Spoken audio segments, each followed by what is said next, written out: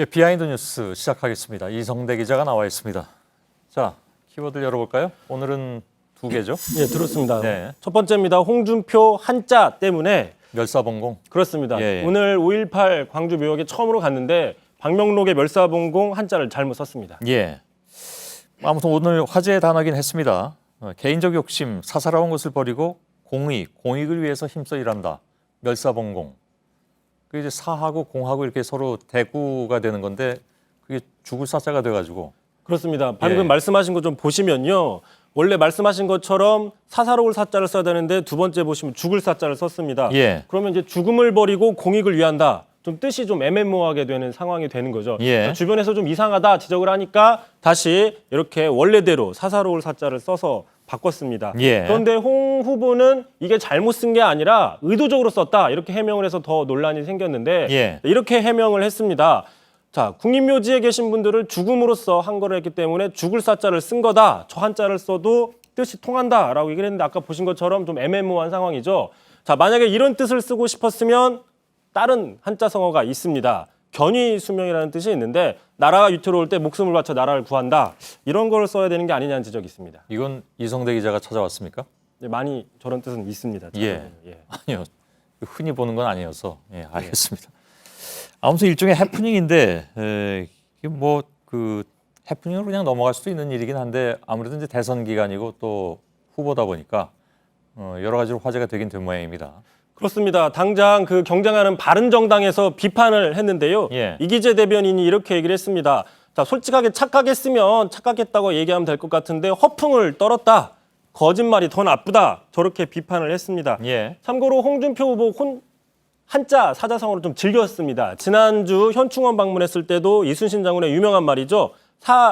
필사즉생 저렇게 예. 썼는데 참고로 이것도 틀렸다는 지적이 나오고 있습니다. 아, 그렇습니까? 자, 세 번째 저 즉자가 아니라 지금 자유한국당 오른쪽에 보시면 그러네요. 자유한국당에 걸려 있는 저 즉자를 써야 된다.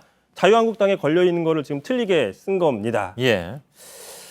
자, 아무튼 조심해서 써야 되겠습니다. 다음 키워드는요?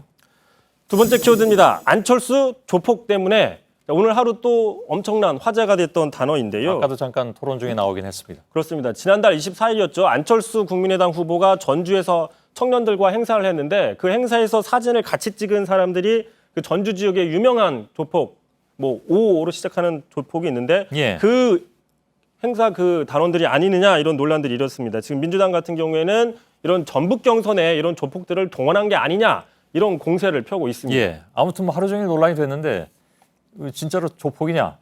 그럼 뭡니까?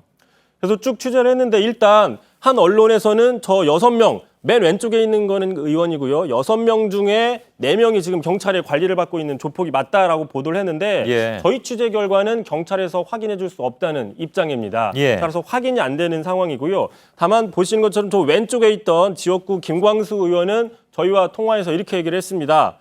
자, 사진 속에 6명 중에 JC 행사에 참여했던 회원은 2명이고 4명은 그들의 친구인데 그 4명 중에 2명이 과거에 놀았던 애들이다. 좀 의심할 수 있는 정황은 있다는 걸 인정을 했습니다. 예. 표현이 놀았던 애들 이렇게 나오는군요. 근데 안 후보라든가 아니면 당에선 공식 입장이 나왔습니까? 그래서?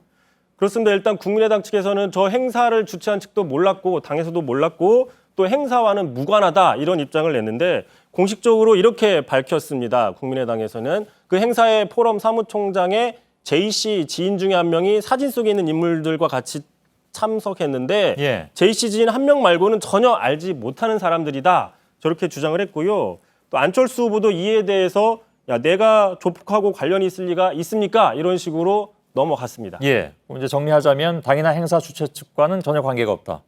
안철수 후보 역시 뭐 같이 사진 찍은 사람들을 행사 참석자 정도로 알았지 이게 뭐 조폭인지 알고 찍은 건 아니지 않느냐 이런 얘기겠죠. 그렇습니다. 그 국민의당의 김경록 대변인은 뭐 정치인들이 누가 누구를 만나는지 알 수 없을 정도로 수많이 만나고 다닌다. 그게 누구든지 간에 문제가 없다. 뭐 이런 식으로 주장을 했는데 예. 자, 그런 식이면 지난해 연말이었죠. 반기문 총장이 화제가 될 때 그 종교단체 신천지에 관련된 고위 관계자와 만나서 나란히 찍은 사진이 공개돼서 논란이 됐었죠. 예. 당시 반 총장 측에서도 누군지도 모르고 어느 사람인지도 모르고 사진을 찍었을 뿐이다. 뭐 이렇게 해명을 한 적이 있었습니다. 예, 알겠습니다. 이성대 기자였습니다. 수고했습니다.